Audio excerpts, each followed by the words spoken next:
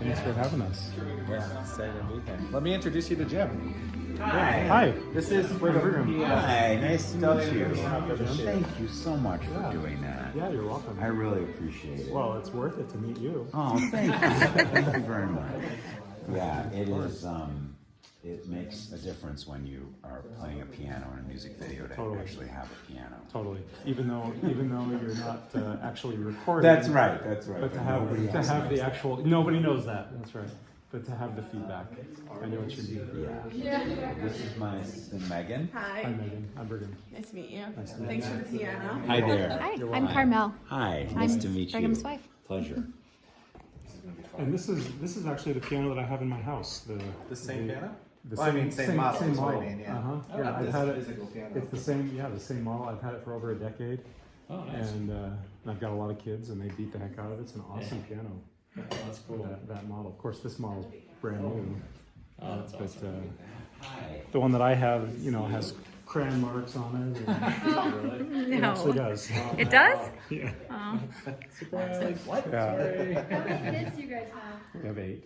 No. Do you really? 8 kids. Oh my gosh. What's like the age range? Earl's is 19, Okay. and then we have a little one who's 5. Oh my gosh. Yeah. And the piano gets played a lot. This remote's supposed to control. Piano I think the fanatics. That doesn't even begin to Describe them. describe them. Yeah, they would love to hear just a few minutes from you. Of course. Okay, thank you. No, we appreciate it. Did you just barely fly in? We came in yesterday. Okay. Yeah, we've been traveling. Yeah. Utterly exhausted. You probably No. No, we're used to it. life on the road. Yeah, definitely. You have to be exhausted, you have to fake it, We were in Ohio just barely. But, where Napoleon, Ohio is? I think it's the southern. No, it's up in the corner by let's see, the northwest corner. We delivered some pianos up there. Oh, Oh, really? that's great. Yeah, we do a lot of rebuilding of like old 100-year-old piano, 150-year-old pianos. Your first piano. Do you have vintage as well? That's what these are. These are pianos mainly they're from 1890 to 1930. But every once in a while we'll find one from 1880s, even 1870s, rebuild it. And they are I have talked to a lot of people I trust. a lot of piano technicians. That's how I got my start as a piano technician. And a lot of piano technicians sort of dismiss things as, just take them to the dump. Right. Set them on fire. What's that? No. Set them on Set them on fire. Yeah, blow them up in the music video. Exactly. Oh, wow. But he hates it. That's so sad. I know. Doesn't that just like break your heart to see those? So I started rebuilding about 20 years ago, and I discovered that there's kind of this, like, we're not the only ones that feel this way. There are a lot of people out there that want these pianos, and when they're rebuilt, they're actually really good, like surprisingly good, shockingly good. Yeah. The Well, issue I'd be is, interested in seeing some for sure. well, if you have time to stop by on your way to the airport, when are you going back to the airport? We're leaving tonight for Salt Lake and thing, but we've been coming here a lot lately. Yeah. Okay. So we can We set love up it a out time. here. Yeah, we've got 200 some odd pianos on the premises. But, Great. That's awesome. it's kind of like a museum. We've got pianos in every state, piano guts everywhere, and pianos on their back. and We've had a lot pianos- of piano related music videos done there. I was just Because about there's to so say. much creative That would be- I was possibilities. just going to say that'd be a really cool music video. We'll be in touch. Great. Yeah, we'd love to. I'm Brigham Larson with Brigham Larson Pianos, and I have the privilege of having a little chat with internationally renowned piano artist Jim Brickman. Thanks for joining me today. Good to see you. Thanks for having me. My subscribers are piano fanatics, and so I think this is going to be really exciting for a lot of them I know I've been familiar with what you've done since I was probably 12 when my uncle Oh my first gosh. gave me a cassette. What a way to start that out. Thanks. Yeah. No, thank you. And I appreciate that. What, 40 albums, something like over 40 albums? Something like that, yeah. I stopped counting. I just keep playing, you know. Yeah. Well, that was actually my first question. I wonder with that many albums, how possibly can you remain creative?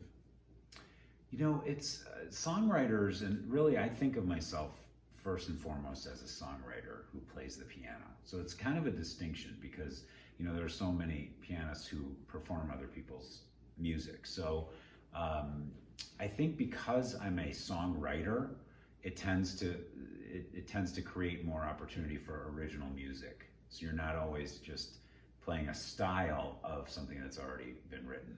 And most songwriters tend to reflect what's going on not only in their own life or world, but also what's going on in society, in any trends, any parts of the world as we go through certain times. As a songwriter, you reflect current events and things that lead you in the direction of the kind of music to write. So there's always something to write about. Mm-hmm. If you listen a lot to people's conversations and things that they say about relationships, whether that comes from overhearing somebody in line for coffee, or, you know, people speak in song titles. You don't realize that in a conversation, if you really listen, there are ideas all the time. And Can you so give that's what examples happens. of something like that? So I was in line for rental car, and there were these two women standing behind me, and this one woman said to the other, you know, I met this guy, and it was like, I don't know what it was. It was like there was just something about him. I don't know. Song title. I don't know if it was his eyes or his hair or his kiss or his. I'm like, that's the song. Thank you. There was something about him, his eyes, his hair, his kiss, his, you know, whatever it is, that people talk that way. And I write, as a songwriter, I like to write the way people talk to each other rather than poetic songwriting. I think a lot of people think that songs are poems, and in a way they are, but mostly they're stories. They're stories about people, they're stories about how you feel, they're stories about places and beauty and experiences, and they're stories about the world.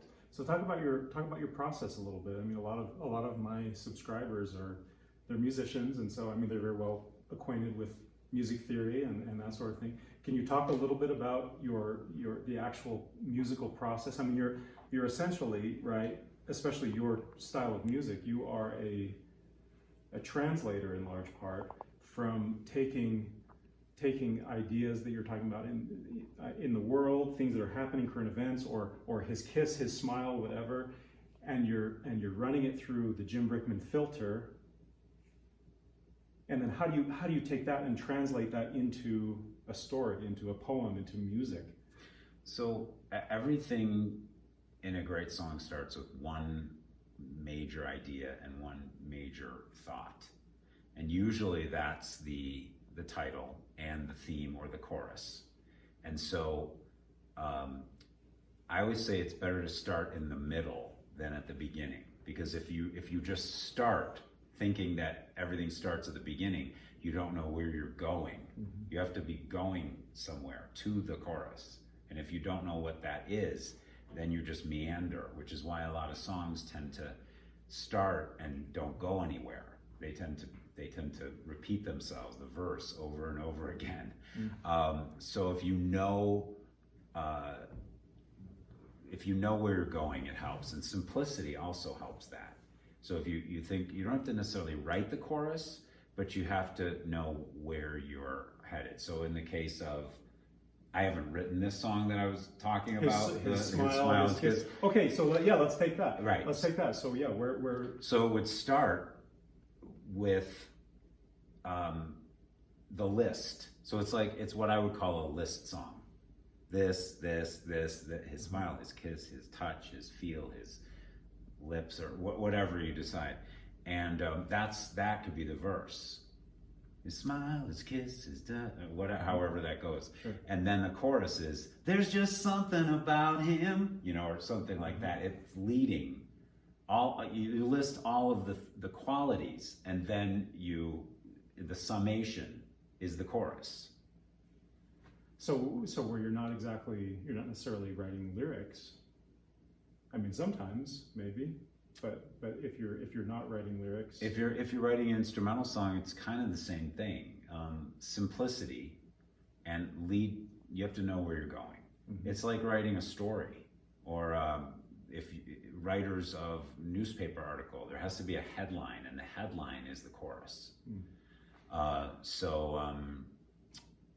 The song, for example, the song that we're doing today, "A Little Bit of Christmas," it lists all the feelings that this year I feel like I want to.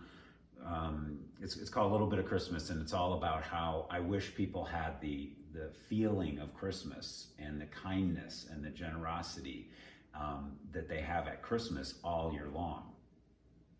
And if you really take it all in, it's there. You just have to find it. So, you have to set up where you're going. This year, and these lyrics this year, I'm going to pay more attention to the people that are important to me and the stuff that's all around me, and don't sweat the small stuff. Things that people say. Like we would have a conversation, this year at Christmas, I think I'm going to pay attention just to the stuff that's right around me, instead of, because if you look around, everywhere you look, there's a little bit of Christmas if you think about it. That's the song. It's just that it's conversation in song and story form. okay. And same with instrumental, you have to, simplicity. People try too hard. Like, if you're watching and you're a pianist and you write your own music, my advice is to always keep it simple. People try too hard to show technique and impress. And what you really... But it does the opposite. But it does the opposite, because there's no emotional connection. There has to be breath and moments of silence and that's what sound. it's all about, right. After all, is the emotion. Yeah. And so when we speak, we don't speak in... So I was just going to tell you a little bit about what I do. And some people do talk like that, but for the most part, that's annoying. Right. So when we speak, we speak in phrases. We speak in song. Pause. Totally. Talk. Pause.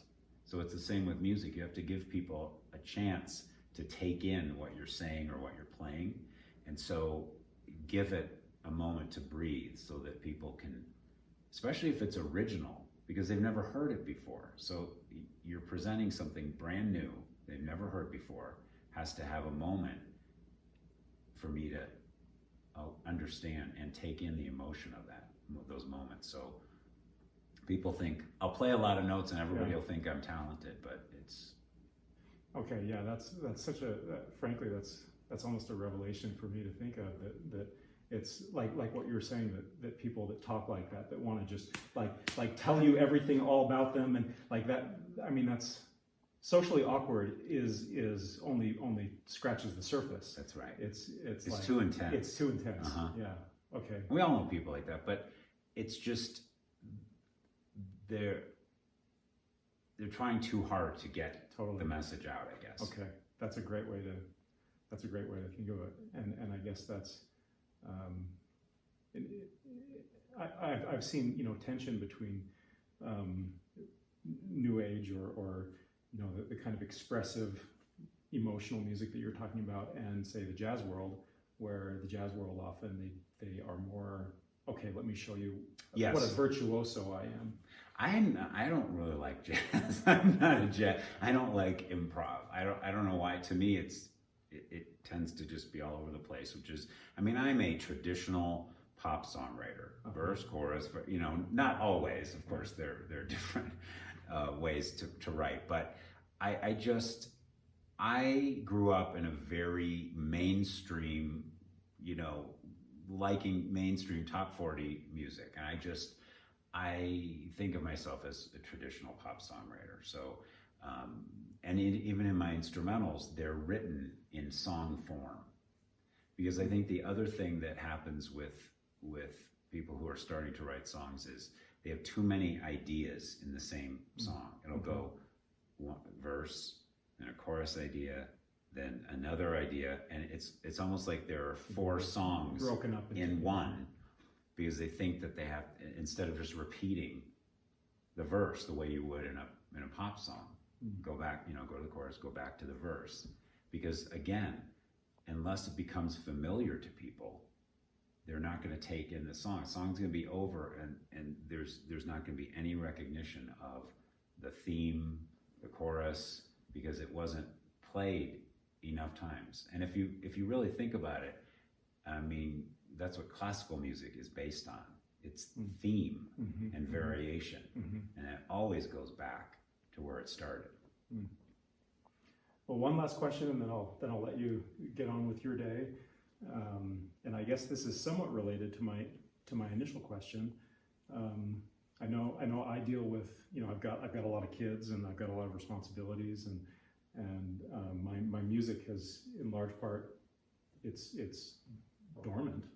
I mean, all but dormant, to my wife's chagrin. I mean, but you know, I've got responsibilities. I've got stuff to. So how do you remain creative and remain active and remain progressing and emotional? I mean, in your music. I think, I mean, everybody's crazy busy and has got so much responsibility. I try not to push it. I try not to force myself to be creative. Like at 6 o'clock, I'm going to be creative. You know, it could happen as easily as being in an airport and thinking of an idea and then singing the melody into my phone, which I do quite often.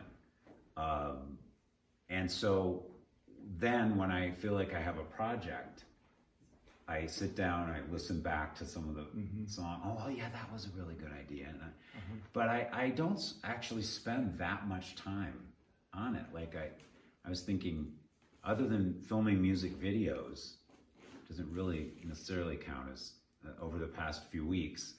I've done like 3 music videos, and I haven't really played the piano in a couple weeks.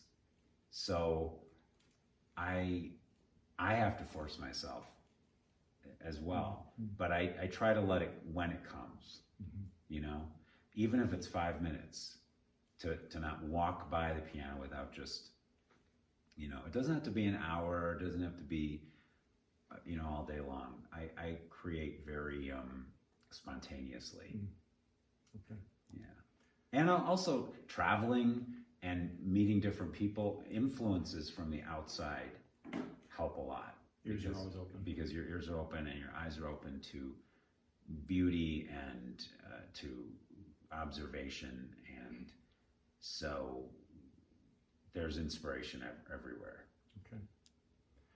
Well, thanks again for chatting for a few minutes. Yeah, absolutely. And I hope this goes well. I look forward to seeing the final music video product. Me too.